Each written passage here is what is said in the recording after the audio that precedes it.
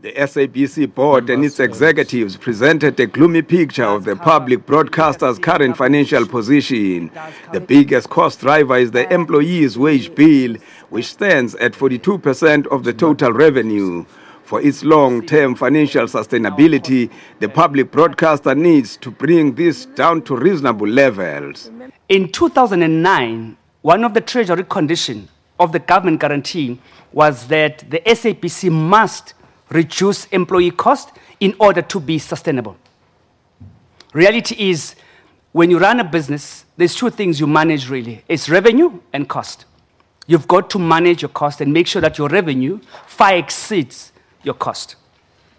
Therefore, in 2018, employee cost is still the biggest cost driver at the SABC and continue to be out of step as a percentage of revenue. The public broadcaster says it's important that it gets its basic business fundamentals correct in order to get its house in order. In fact, for the next financial year, our target is to hit at least 8 billion.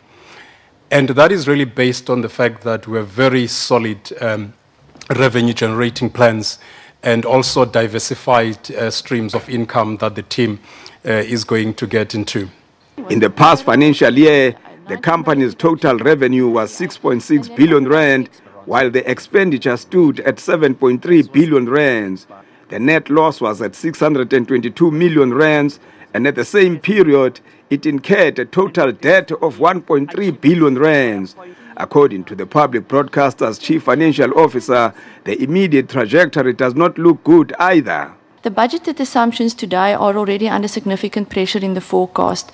The revenue is anticipated to be approximately 10% down, and the expenditure is anticipated to remain more or less the same.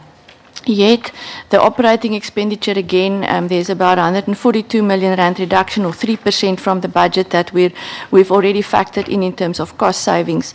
So, and December and the period that's coming, despite the high revenue generating months that we currently find ourselves in, those peter off in December, January, and February, and available resources will be particularly constrained there. Another challenge remains the funding model of the public broadcaster. At the moment, it receives the bulk of its funding from advertisement, TV license fees and sponsorships. But due to the country's dire economic conditions, non-payment of TV licenses and competition from other broadcasters all have an impact on incoming revenue streams.